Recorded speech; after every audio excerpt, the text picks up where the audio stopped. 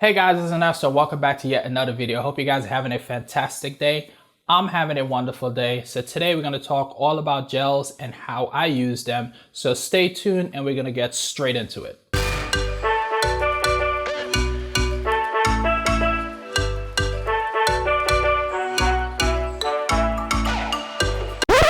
I left my heart in California. I let it go deep into the blue. I could be happy in California. I would be fine with just me and you. Now don't go changing your heart. We gotta keep the blue. We gotta keep the blue. Lion heart, you got me feeling like the queen of Mars. You're giving me the double boom to my heart. You got me screaming with my hands to the gods. Ooh, lion heart. So first things first, I'm going to explain what I have learned so far during my journey of learning how to use gels, and hopefully what I have learned thus far could help you in your journey. And second, we're going to jump straight into this photo shoot that I did utilizing gels. I have been using color gels on and off over the years in my work, and during that time I had some success with it and a lot of failures. The failures were very frustrating because I didn't understand the problem and therefore I couldn't resolve it. In this video, I will highlight those failures and provide you guys with the solutions that I have found. So shadows. Gels love shadows. When using gels, you have to isolate those gels to the shadow area of the image. If you don't, you might as well just don't use gels at all.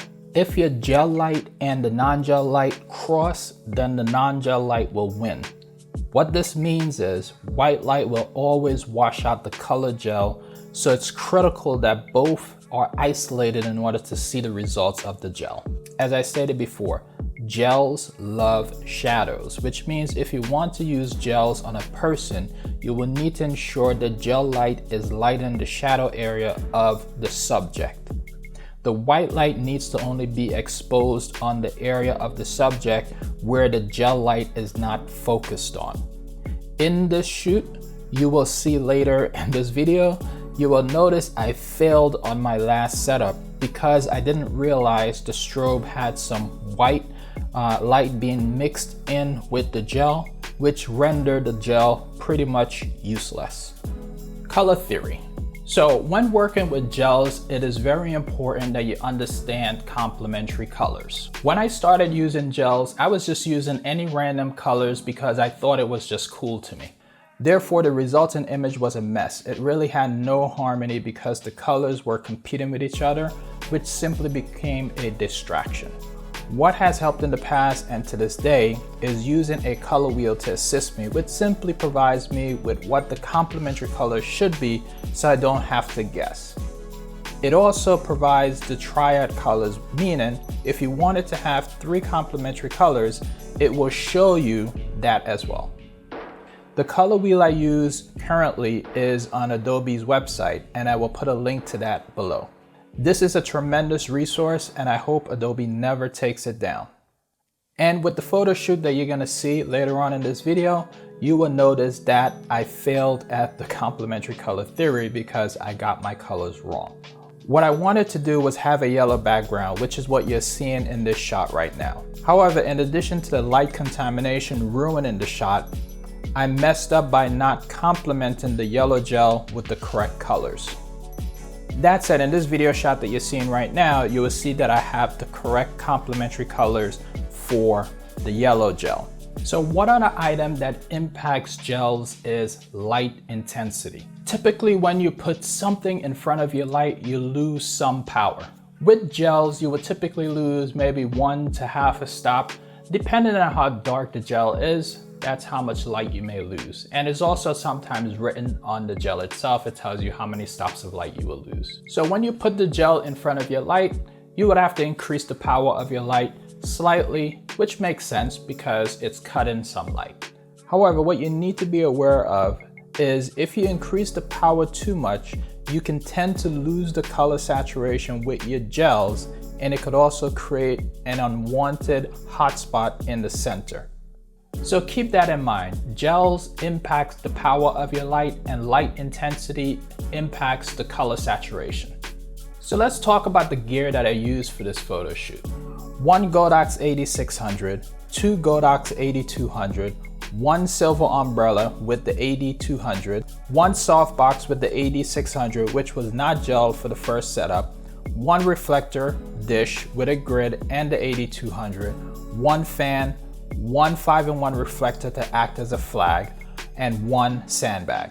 My studio space is extremely small, so working with gels or without gels, light control is very important for this small space. So working with gels in this small space is very critical because I don't want to have any light contamination. So ideally for the two backlights, the way I wanted to set this up was to have two reflectors with a grid, but I only had one grid, so I ended up using an umbrella. However, I still needed to control the light from the umbrella so it didn't bounce on my subject's face from the wall, so I used my 5-in-1 reflector to block the light. Both the AD200 were gelled, one with the blue gel, another one with the orange gel. This is for the first setup. Every light in this setup had their specific zones on the subject that were targeting to ensure no light contamination was happening. So that was the first setup, which was a success.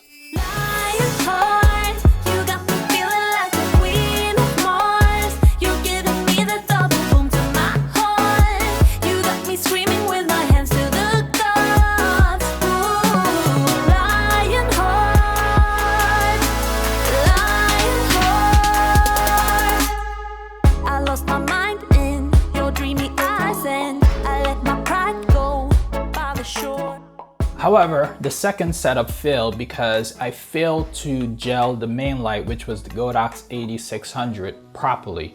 I gelled it with a blue gel, but the blue gel was not covering up all of the light properly, so some of the white light spilled and contaminated the blue light, which basically washed out that color saturation.